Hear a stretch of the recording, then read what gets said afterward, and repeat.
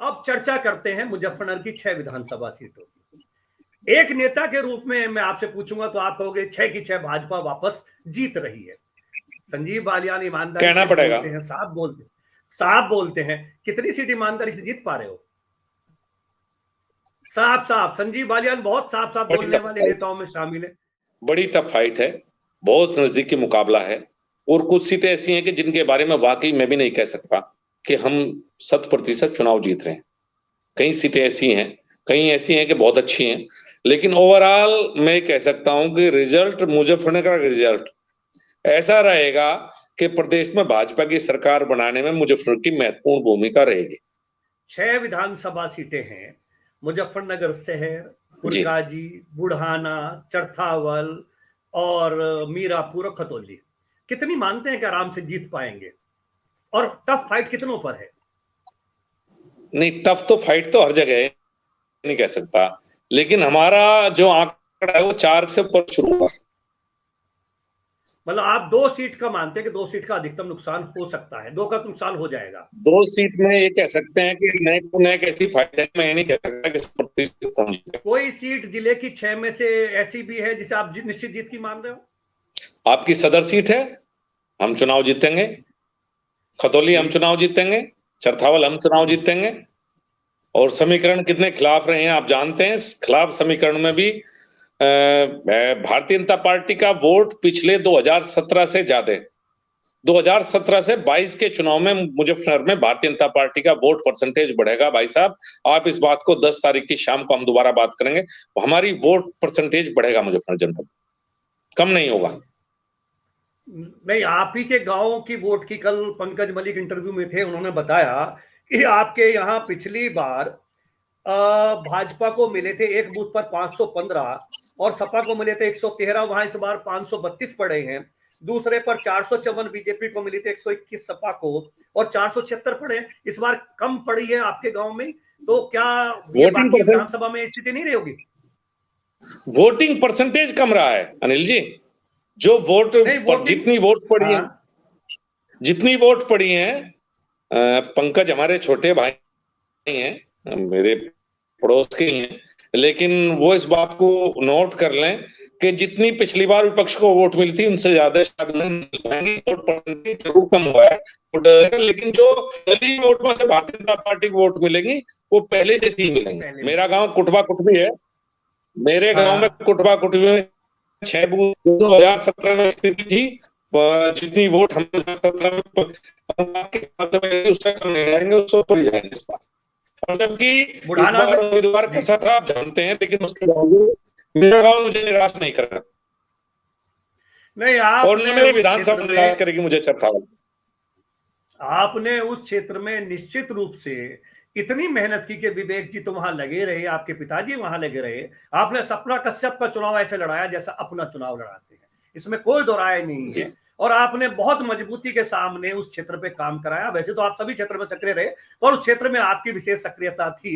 राजनीतिक रूप से जो राजनीति के जानकार है वो समझ सकते हैं कि कारण क्या रहा है।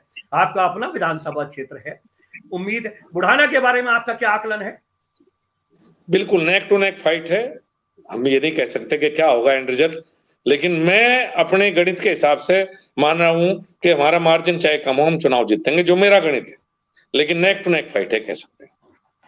पिछली बार 16-17 हजार से लोकसभा चुनाव में जब आपका पीक था, उस समय भी 13-14-15 हजार से आप लोकसभा में उस बुढ़ाना पे पीछे थे। और जबकि आपके लिए उत्साह जाट का आखिरी समय में अजीत सिंह जी के मुकाबले भी अच्छा खासा बन गया था। इस बार जी। उतना उत्साह शायद आपके लिए, आपके कैंडिडेटों के लिए नहीं होगा। फिर भी वो जो जीत का अंतर 2000 उस विधानसभा में 15 हजार का पीछे, 15-16 हजार से पीछे था, वो कैसे कवर करेंगे? देखिए, पहली बात तो है कि बसपा की वोट पिछली बार चौधरी अजीत सिंह जी को मिली थी, वो इस बार नहीं मिलेंगे। मैं 5 विधानसभाओं से 3 में जीता था, 2 में हारा था, चरथावल और बुढ़ाना। अगर आप बुढ़ाना। बसपा का वोट बैंक बाहर निकाल दें चौधरी साहब से, तो दोनों सीटें मैं उस समय भी जीता था। और बसपा का वोट बैंक वहां से हटाइए, और कुछ ना कुछ वोट दलित समाज का इस बार हमें मुजफ्फरनगर जनपद में मिला है, विशेष रूप से मैं कहूंगा, जो पिछली बार पहले हमें कभी नहीं मिला।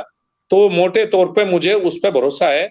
जाट का उत्साह आप ठीक कह रहे हैं कि उस ऐसा नहीं था जैसा 2019 में था, लेकिन उसकी भरपाई कहीं ना कहीं जो वोट चौसा आपको पिछली बार मिली थी, उनमें से कुछ वोट हमें मिलेंगे उनके बजाय, बाकी बसपा में जाएंगी, वो लोग दल को नहीं मिल पाएंगे। लेकिन उतना ही बाकी अन्य जातियों में, किसान वर्ग में वोटें कटकर उधर गई हैं, ऐसा माना जाता है। और वहां जो प्रत्याशी थे वो आपकी खाप के हैं, मजबूत हैं, और 10 सालों पहले विधायक रहे। उनकी छवि इस जिले के राजनीतियों में अच्छी है, सज्जन व्यक्ति की है।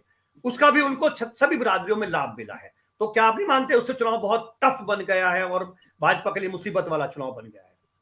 जी सही बात है आपकी। राजपाल बालियान जी की बहुत ही अच्छी छवि है, और उनके बारे में शायद उनका कोई राजनीतिक विरोधी इस जनपद में ना हो, ऐसी छवि के व्यक्ति में है। और शायद उस छवि का ही कारण है कि हम कह रहे हैं नेक टू नेक फाइट है, नहीं तो शायद नेक टू नेक फाइट ना रह पाती। हमारा उम्मीदवार भी अच्छा है, 5 साल मेहनत की है, क्षेत्र में रहा है, ग्राउंड पर रहा है, शायद इतना सक्रिय विधायक कोई दूसरा ना हो। बाकी खतौली के बारे में क्या कहना है आपका?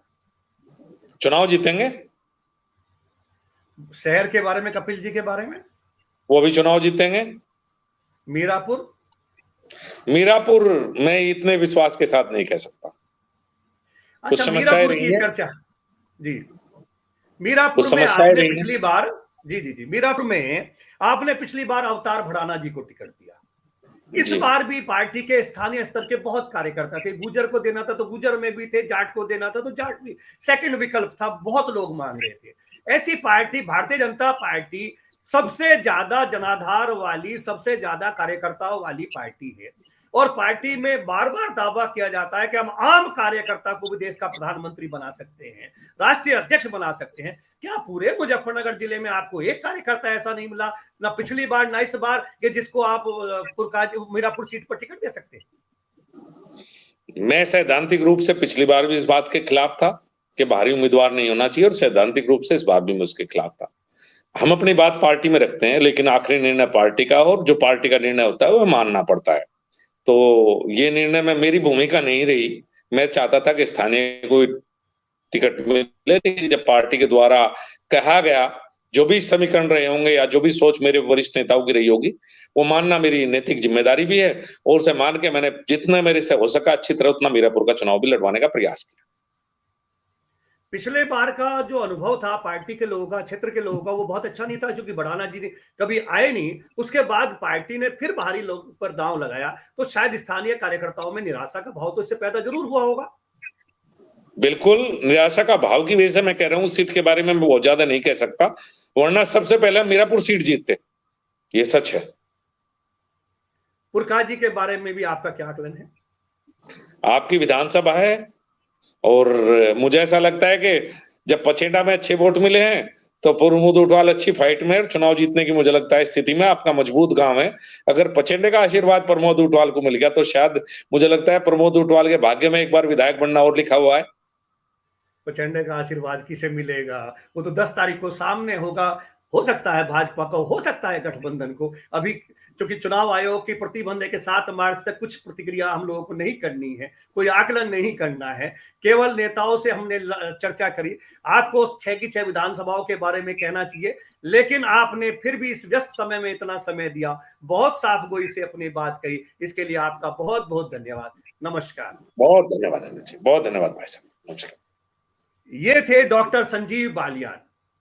बेबाकी से आपने इनकी बात सुनी, राजनेताओं के बारे में भी, क्षेत्र के बारे में भी, अपने किसानों के बारे में भी, अपनी क्षेत्र की जनता के बारे में भी, अपने पार्टी के प्रत्याशियों के बारे में। इनकी बात आपको कैसी लगी? आप अपनी राय जरूर दीजिएगा, कमेंट बॉक्स में राय दीजिएगा।